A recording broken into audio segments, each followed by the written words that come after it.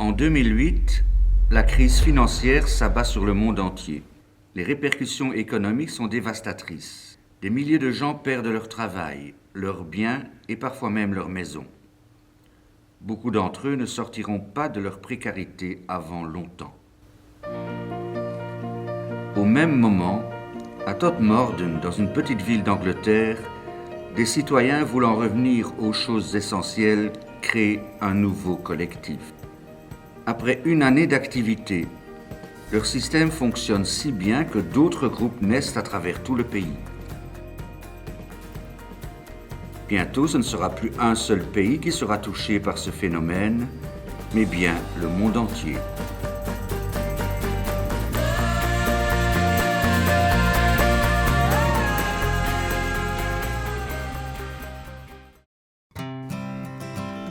Les personnes qui s'affairent autour de ces bacs sont les incroyables comestibles. Tous ont une même envie. L'idée, c'est vraiment produire et aller vers l'autosuffisance alimentaire dans un rayon de 50 km et créer aussi du lien social, se réapproprier l'espace public. En Belgique, il y a 10-15 villes qui ont embrayé le pas et se retourner aussi mis aussi. C'est autour de la Maison de la Culture que se sont installés leurs potagers collectifs.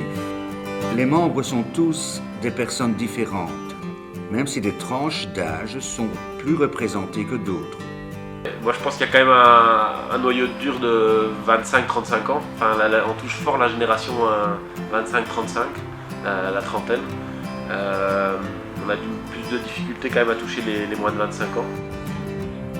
Des jeunes familles font également partie du groupe.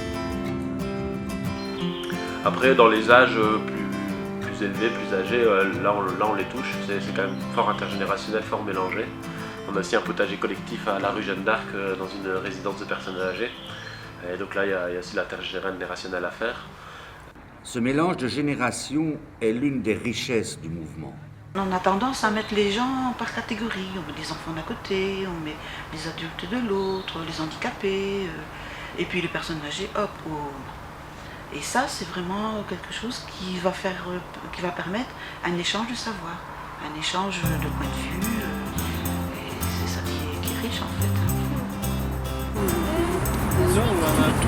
Tu maintiens la plante, hein, et puis tu tapes sur le cul du point. Voilà. Et tu enlèves. Voilà, merveilleux.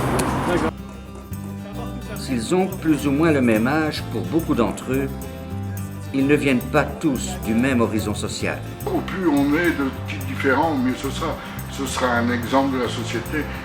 Et si vous voulez, les potagers collectifs, ça n'a rien de nouveau. Avant, il y avait les jardins ouvriers, et c'est un peu un remake des jardins ouvriers.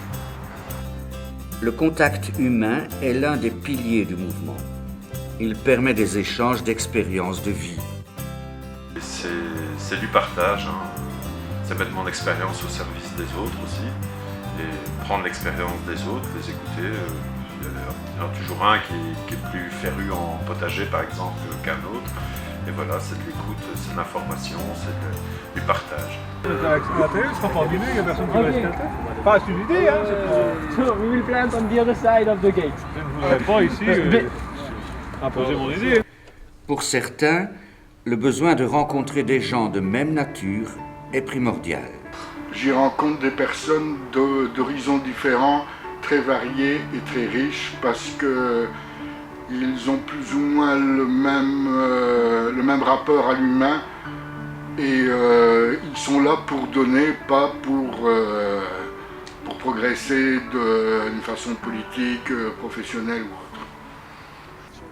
Des débats naissent naturellement de leurs discussions. Ils veulent toujours dépenser plus.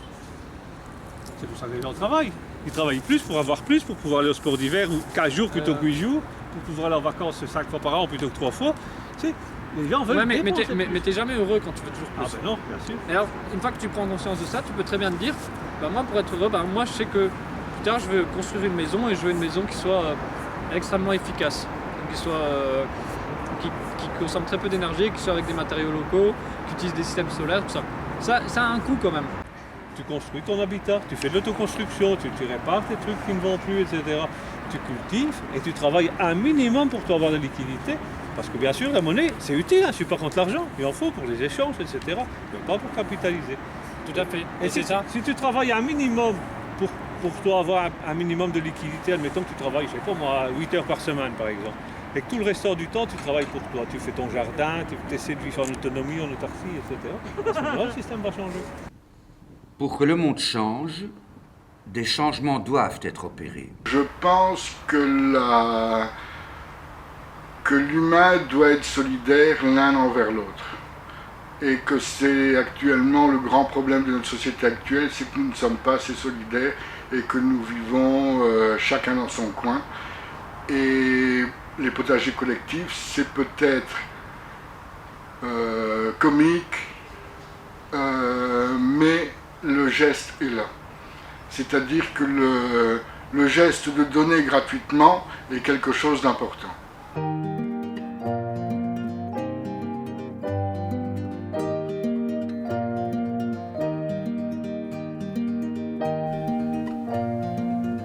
Dans leur souci de revenir aux choses essentielles, le retour à la terre est une priorité.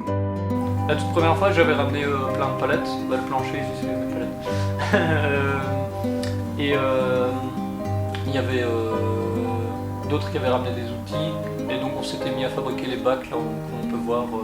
Le premier, c'est le seul genre de bateau, et le bac qui part là en coin, qui est un peu design comme ça. C'était les deux premiers. Bien d'autres bacs verront le jour sur le site. Pour pouvoir les cultiver, il faut les aménager.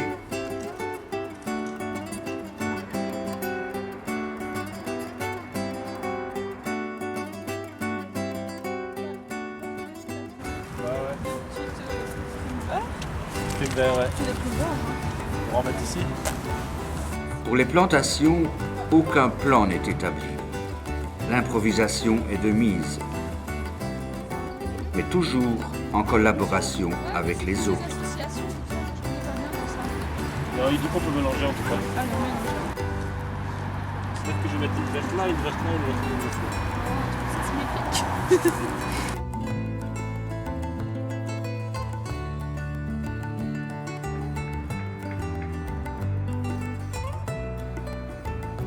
Des aromatiques accompagneront les salades et les fleurs, et bien d'autres plantes.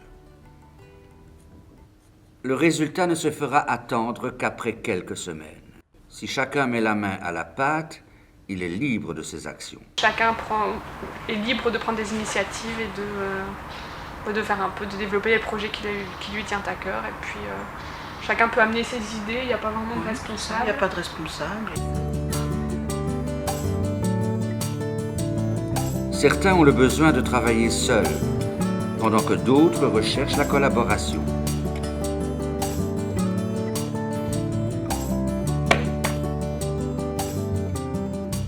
Et ce qu'il faut comme personne, c'est des gens qui ont envie de prendre des initiatives et qui font les choses par eux-mêmes. Et ça c'est très riche parce que partout où tu vas, depuis que tu es à l'école, tu vas au travail, tu dois toujours faire comme on te demande. Et moi je pense qu'on arrive à faire des choses plus riches quand on fait ce qu'on a envie. Et dans ce mouvement-ci, on le voit bien, on n'a jamais un plan, dire bon toi tu fais ça, toi tu fais ça. D'ailleurs des fois on le voit, il y a des moments où on fait pas grand-chose et des moments où tout le monde est très actif, c'est seulement selon l'envie. Et c'est ça qui fait que c'est amusant.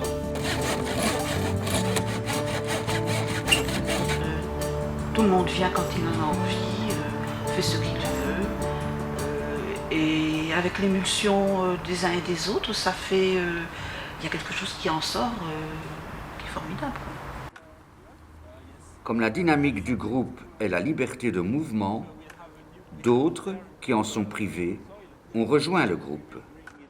C'est bien si on sait faire venir des migrants. Ouais, mais même dès qu'on a je me souviens que dès qu'on a appris que Tournai il y avait des migrants, il y a Nicolas, mais il n'est pas venu souvent ces derniers temps, qu'il a il faut absolument qu'on les intègre, ça va nous faire une équipe plus grande. Un Syrien et un Irakien sont venus aider les incroyables comestibles.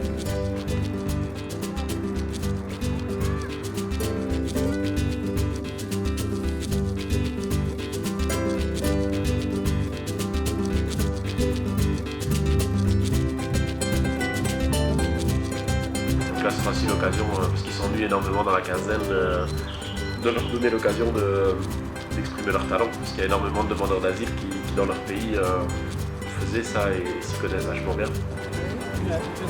No, the grape here. No, it's not the grape.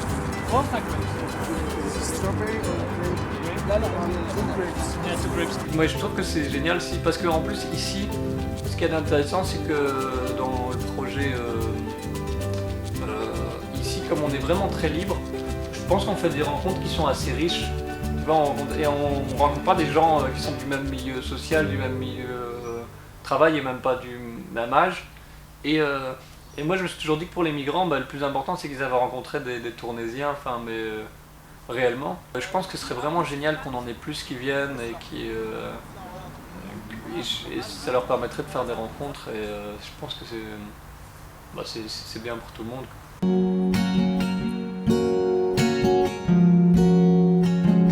Notre partenaire essentiel et qu'on veut vraiment renforcer ici en 2016-2017, ce sont les écoles. Parce que le monde avance vite, il se modernise avec les technologies, mais on pense qu'il ne faut pas oublier nos racines, la diversité des semences, des légumes anciens. Donc il faut dire oui à la technologie, mais sans tout perdre l'essentiel. Et ça doit peut-être passer par l'éducation et les écoles aussi. Et donc on a déjà ici 3 écoles qui sont partenaires à la Maison de la Culture. Des fruitiers ont été plantés par des enfants de primaire. Des classes maternelles ont embelli les bacs de peinture. Des décorations ont été fabriquées avec des matériaux de récupération.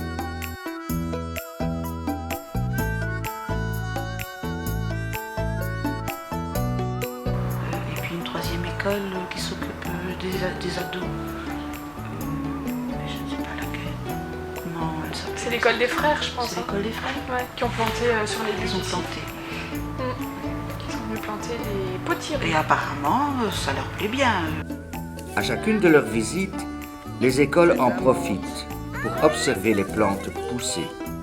Donc dans le projet, c'est vrai que l'éducation à la nature, l'éducation à l'environnement, pour nous c'est très important. Parce que si on veut un changement sur la planète et qu'on veut qu'il se passe assez rapidement, il faut toucher les jeunes générations. Et il faut retourner à la terre. Les plantations en pleine terre s'organisent en même temps que l'aménagement des bacs de culture. Le même procédé qu'avec les bacs de culture est mis en place. Travail de collaboration. C'est bien comme ça ou plus profond? On dit toujours qu'il faut mettre la même épaisseur que la graine fait. Donc si la graine elle fait 1 cm, on remet 1 cm. Regarde, là je mais en dessous c'est compacté quand même. Travailler un peu le sol pour que la... Ah d'accord, tu travailles le sol, allez. Hop. Et c'est qui a ramené ces points?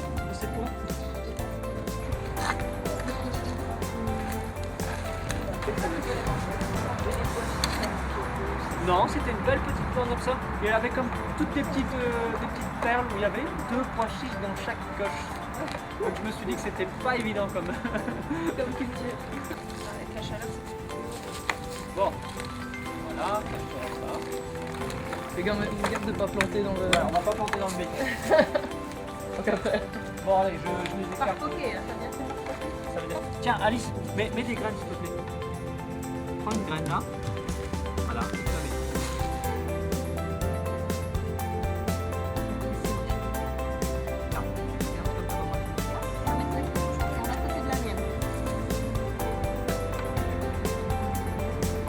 waouh, et elle a fait un poké. Elle a mis 3. Allez. D'autres plantes sont mises en terre un peu partout sur la zone appartenant à la ville. Les potagers collectifs ont réussi à convaincre la ville d'être un de leurs partenaires. Je crois que c'est le fait qu'en 2013-2014, on a eu des terrains privés avec des conventions, avec des propriétaires et des chartes avec les jardiniers. Donc on travaille aussi sous ce principe-là, de ne pas mettre des pesticides, de ne pas prendre la terre, ramener de la terre, de ne pas voler son voisin. Enfin, il y a une série de règles comme ça pour vivre en société. Et le fait que ça ait fonctionné pendant 2 ans sur des terrains privés a convaincu la ville en 2015 de passer à l'action aussi et de nous faire confiance. Et donc on a une convention avec la ville pour pouvoir faire la Maison de la Culture sur 3 sites, sur 3 endroits différents autour de la Maison de la Culture. Une butte a été investie, mais des limites d'espace ont été imposées. Ça va? Ouais, si tu veux tu dépasses, mais ouais, de ce côté-là, pas par ici. D'accord. Par ici on peut pas passer? Non, on peut gagner 2-3 mètres. Un deuxième espace est situé à l'entrée de la Maison de la Culture. Un tipi y a été construit, pouvant accueillir des plantes grimpantes. La plupart des bacs de culture envahissent le dernier espace situé à côté de la bibliothèque. Cicéron disait, quand on a une bibliothèque et un jardin, on a tout. Donc la Maison de la Culture est vraiment l'endroit idéal pour créer ce potager. Le fait de ne pas avoir de l'eau sur place préoccupe les membres. Ce qui nous manque, c'est de l'eau. Ouais, pour arroser. Ouais, tout le monde en parle. Ouais. Je vais chercher des bouteilles chez moi. Alors, des idées jaillissent pour essayer d'y remédier. Moyen. De mettre toute une gouttière ici.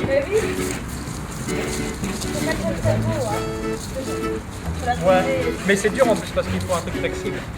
Mais oui. On vient avec des métal. Mais je trouve que ça vaudrait la peine. Ça doit être la récolte des eaux par exemple. On fait un détournement de la gouttière, on fait un petit trou et on fait Ah ouais, mais je pense que là il va falloir demander à mettre la culture. Oui, oui, mais je trouve que ça pourrait être intéressant que de se dire l'eau, ça s'appelle des eaux du toit. Ouais, et comme ça Et on récupère et on met une grosse bassine. Ouais.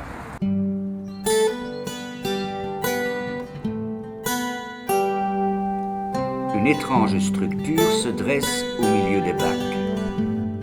Donc c'est une géode, on l'appelle comme ça, et elle a été construite donc en octobre 2015 pendant l'art dans la ville. Donc l'art dans la ville à tourner, c'est très important, c'est la mobilisation de tous les artistes pour ouvrir leurs portes ouvertes, ouvrir leur atelier, montrer leur art. Et nous on voulait faire quelque chose d'artistique dans l'espace public, et donc on a eu l'accord pour construire cette géode avec le budget du Rotary OESCO. C'était surtout l'atelier Michel Dupont qui gérait tout, ils avaient fait la maquette, et puis ils avaient préparé, et c'était bien organisé, il fallait couper, on avait tout le détail à couper, donc il y avait une équipe qui coupait, une équipe qui assemblait, et puis après surtout à la fin il fallait être tous autour, parce que chaque fois on soulevait la géode pour mettre les parties vers le bas, et c'était une super ambiance aussi la construction de la géode.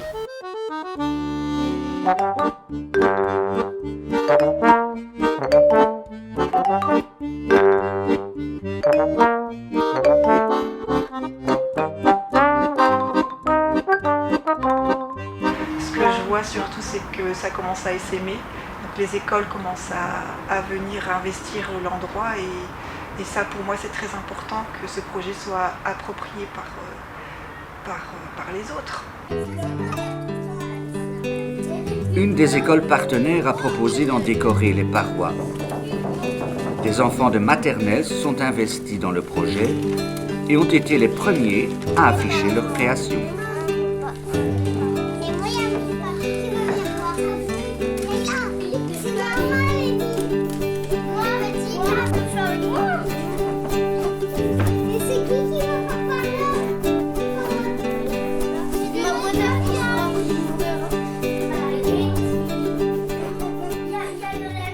Et concrètement, c'est un lieu à l'abri pour les écoles qui viendront planter, entretenir les bacs. Ce sera un lieu à l'abri de la pluie et qu'on va essayer de rendre le plus cosy, le plus sympathique possible à l'intérieur pour faire des activités, lecture de contes, littérature, dessin, autres. Je crois que l'atelier photographique l'a déjà utilisé aussi pour faire de la photo de la Maison de la Culture. Mais peut-être aussi les groupes de musique qui font du tam-tam ou d'autres. C'est un lieu qu'on espère qui sera très fonctionnel pour prêter à tout qui veut. Pour parfaire la géode, il restera à placer un plancher. Si le besoin de revenir à l'essentiel se fait ressentir dans la mouvance, Les incroyables comestibles n'en oublient pas la technologie. Dès la création du groupe, une page Facebook s'est ouverte sur la toile gérée par un responsable. Je m'occupe de la page Facebook, j'alimente la page Facebook. Je fais en sorte de mettre des articles qui ont un rapport avec pas nécessairement les potagers collectifs, mais la solidarité et certaines actions environnementales. Et j'essaie de mettre des articles qui viennent aussi bien des États-Unis, d'Angleterre, de France et d'Italie. Pour montrer, parce que c'est quand même une page Facebook où on a plus de 2000 personnes, que le mouvement n'est pas limité à l'Angleterre et un petit peu à la Belgique, que ça existe aussi ailleurs. Non seulement la page sert à montrer ce qui se fait dans le monde, mais elle permet aussi de communiquer les actions du groupe, de promouvoir les producteurs locaux. Les problématiques sont également mises en avant pour conscientiser le plus de monde possible. Les internautes peuvent également apprendre à jardiner chez eux grâce au partage d'informations qui traitent des potagers. Enfin, j'ai l'impression parfois que les gens sont plus actifs sur Facebook que dans la réalité. Donc finalement, ce serait bien que les gens viennent vraiment sur le terrain plutôt que de vivre ça via le PC. Les écoles utilisent également la page Facebook pour montrer leurs actions.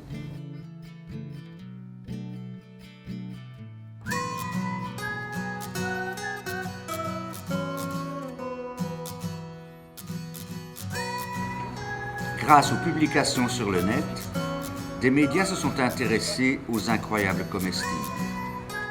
RTL TVI leur a consacré un reportage.